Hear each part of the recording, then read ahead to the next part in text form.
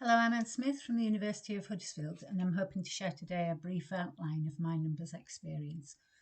Before the pandemic, I've been steadily building a numbers portfolio for a variety of taught modules and had put together some recruitment activities for use with students and their families when they were on campus.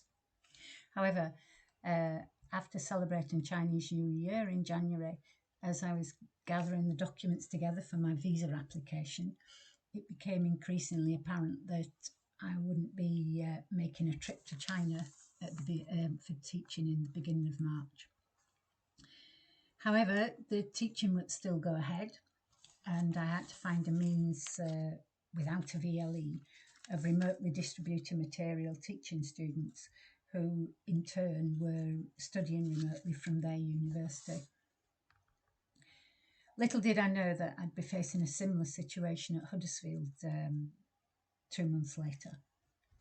Luckily, I'd taught at Fuzhou in the southeast of China previously, and so I was aware what media was and wasn't available.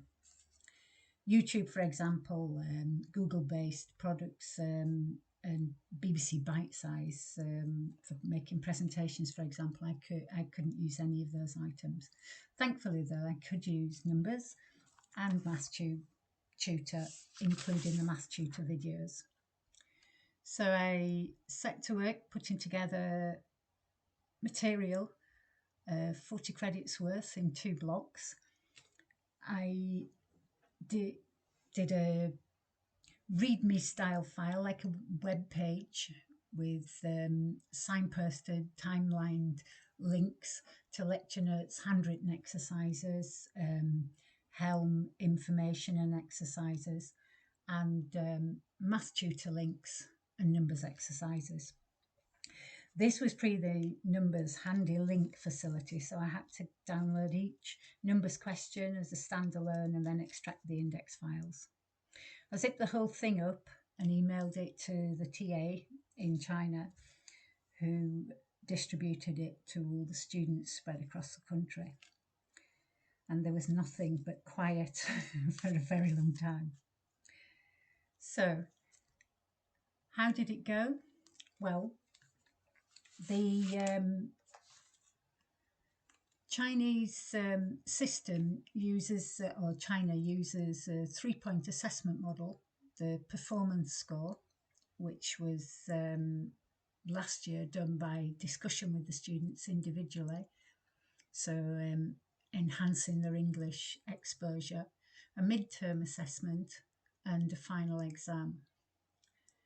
Now, although these students, a cohort of 100, are mostly electronic and communication students, although they're foundation students, their mathematical ability is generally excellent. However, their English isn't, and there are all the problems of studying in a second language. And as I say, whereas in 2019 I could encourage group practice, discussions, dictionary building, presentations, this year that wasn't going to be possible. All the teaching and assessment is in English. That's part of the assessment process, because we want to ensure that the students have sufficient English understanding, comprehension, writing, discussion, etc., to be able to come and study in the UK in future years. Applications of any subject are usually tricky for first language students, and there's often lengthy passages describing various groupings for illustration, for example, on a Venn diagram. And I was a little concerned about this, so I set up the question and gave a pre-matching exercise to check that the students could understand the passage. However, I overlooked the possibility of misunderstanding the actual question and getting the input wrong in terms of my numbers question. I'd asked for them to, first of all, input expressions in X for each of the different regions. So any students who input numerical values rather than expressions in X were marked wrong because of the way I set the numbers question up. This was manually corrected, but it was no doubt frustrating for the students at the time. However, we now have a solution in the numbers 5 version where we can add an alternative answer, and I've been through and I've done that for this particular question and given partial marks for each of the numerical answers en route to the final solution.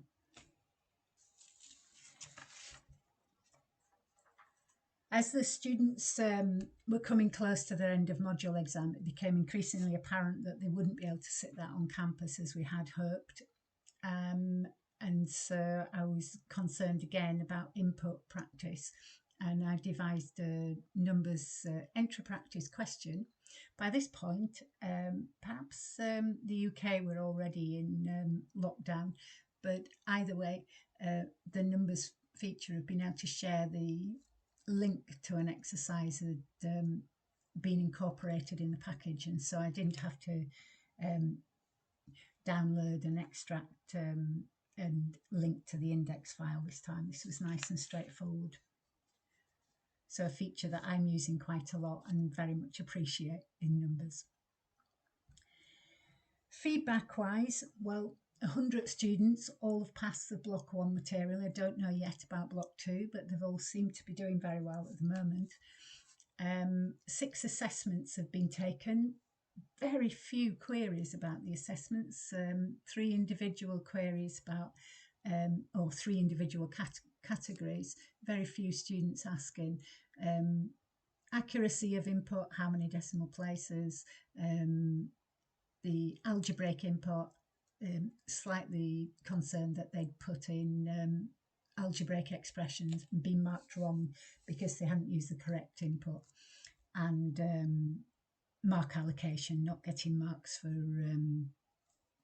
working out, just on the final answer. So I would say all in all, well, it feels as though it was very successful. It certainly gave me the confidence to move ahead and press to hold in the Year 1 Engineering Mathematics module at Huddersfield online. Previously, just to explain, I have incorporated numbers material within the learning resources for this module.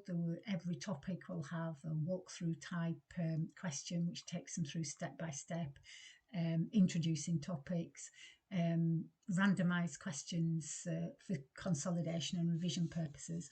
But these, all these exercises, all these numbers questions have been for formative purposes.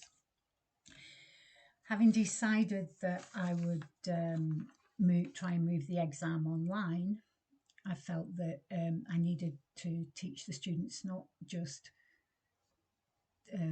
how to do particular techniques in the engineering maths, but also how to work through the process and to give them as much support in that as possible. So 1 month prior to the exam, when I got all the documentation sorted and I'd been given the go-ahead, I set up a test area, a test assessment area for them on the Brightspace VLE.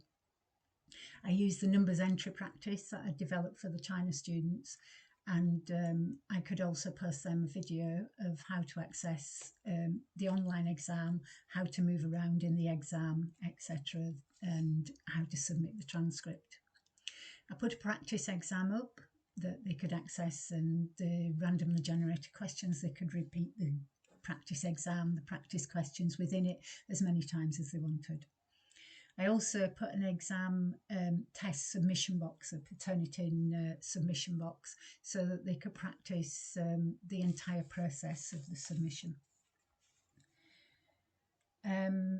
Ultimately, even though I did post a reminder including all the links 8 days before the exam, only 5 students took advantage of the full practice process. But be that as it may, they must have felt confident enough, I assume.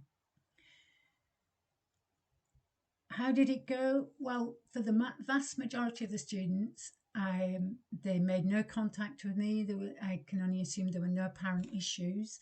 The marks came through. I haven't fully explained yet, but what I did was I set up the Turnitin box and I didn't tell the students that there would hopefully be an automatic update of the mark, because I didn't want them to rely on that update in case it didn't come through. So I asked for them to submit their results summary sheets to the Turnitin box.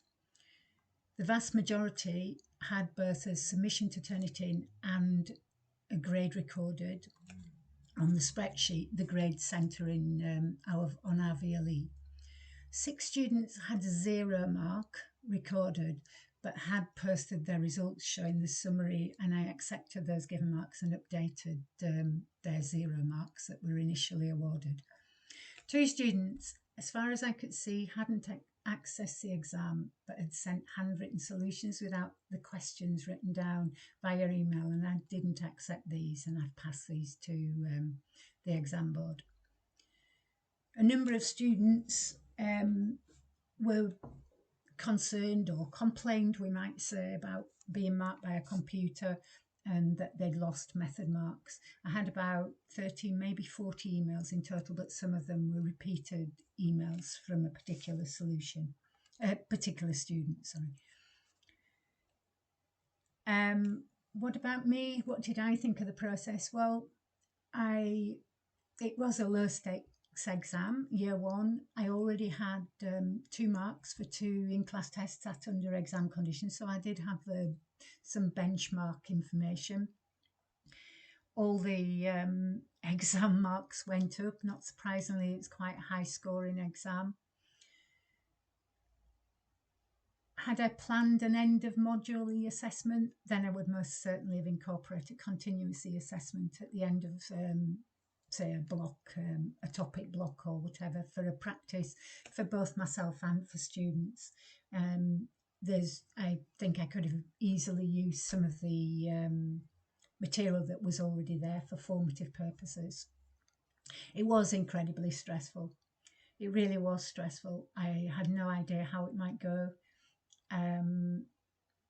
But all in all, well, apart from saying a massive thank you to the numbers team at Newcastle, to Chris and Chris, who were invaluable both with the technical support, running their online tutorial sessions, adding to the blog posts and reassuring us. I would say that overall, the exam they had in numbers was very similar in difficulty to the exam that I would have given them on paper. The major difference is perhaps that I could incorporate more graphical explanation and ask more structured questions. So perhaps from that point of view, I did break the questions down quite a lot, and so that made the exam a little easier. Would I do it again? Well, yes, absolutely.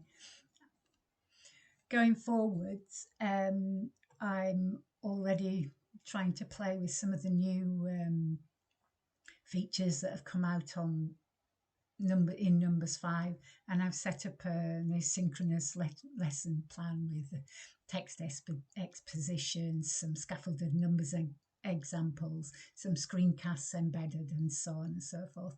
I'm just practicing at the moment, and these might be better set up as separate links within our VLE, but for the time being, I'm just trying to get used to the new features and trying to be a bit more adventurous.